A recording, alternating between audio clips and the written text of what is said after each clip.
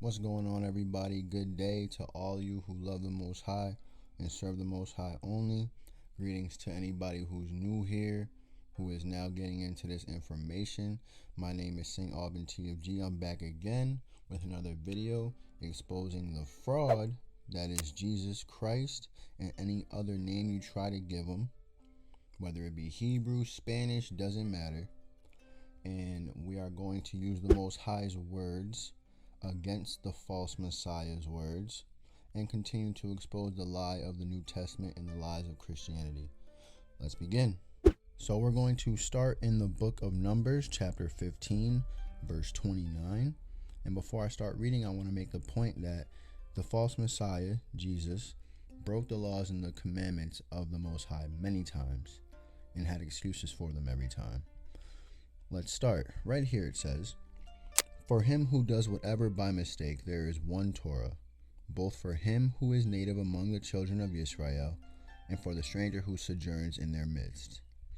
This is very important because it's going to segue into the very next verse, which says, "But the being who does whatever defiantly, whether he is native or a stranger, he reviles Yahuwah, and that being shall be cut off from among his people.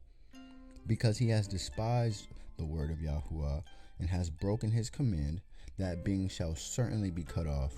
His crookedness is upon him." So right here, if you break his laws, you are cut off. You are cut off from your people. And the people who are following the Most High, there is no excuses. There is no pity for the man who chooses to break the law willingly.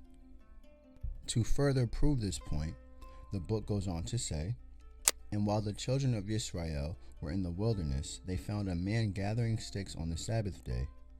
And those who found him gathering sticks brought him to Moshe and to Aharon and to all the congregation. And Yahuwah said to Moshe, 'The man shall certainly be put to death, all the congregation stoning him with stones outside the camp. And all the congregation brought him outside the camp and stoned him with stones, as Yahuwah commanded Moshe, and he died.'" So right here, the Most High's righteous judgment was death for the man who chose to blatantly go against his word. There was no excuse. There was no ifs, ands, or buts about it. They did not argue with Yah. They did what Yah commanded. And here is where the false Messiah goes completely against the word of Yahuwah. I want to preface this by saying I will never put the words of the New Testament or the words of the false Messiah in any color or in any picture, because it is nothing but confusion, and confusion is darkness. "And he said to them, 'Is it right to do good on the Sabbath or to do evil, to save a life or to kill?' But they remained silent, and having looked around on them with displeasure, being grieved at the hardness of their hearts, he said to the man, 'Stretch out your hand.' And he stretched it out, and his hand was restored as healthy as the other." Now, at a surface glance, it looks as though he helped someone. But it is the Sabbath day, and one is not supposed to do work on the Sabbath day. That is correct, because Yahuwah said so. And even here, he was called out on it by what they call the Pharisees. And it says in Luke chapter 6, verse 2, "And some of the Pharisees said to them, 'Why are you doing what is not right to do on the Sabbath?'" So he gets called out, and listen to what he says. "And the false Messiah answering them said, 'Have you not read what David did when he was hungry?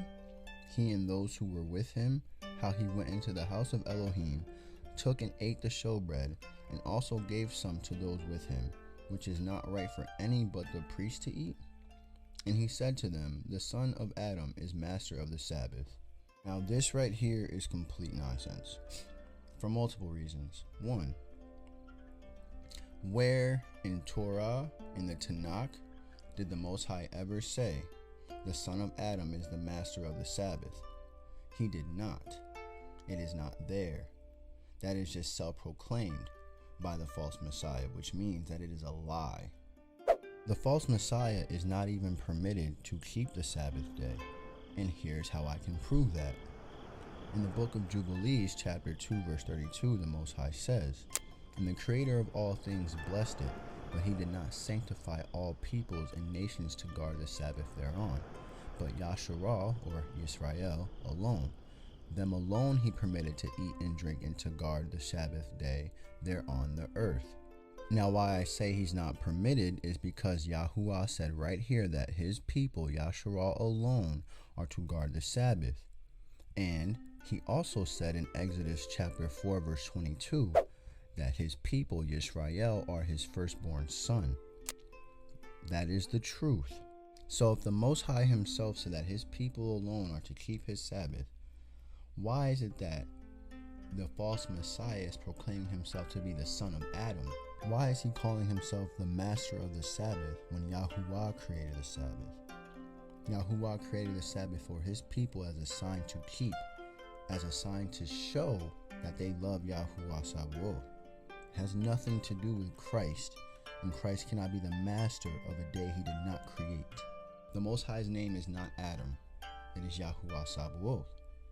So therefore he cannot keep this day properly or at all, because he is not the son of the Most High. He said Israel is.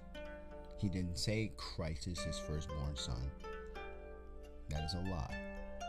And to further reiterate the point that the false Messiah should have been put to death for breaking the Sabbath, it says right here in the book of Jubilees, chapter 2, verse 26, he created heaven and earth and everything that he created in 6 days.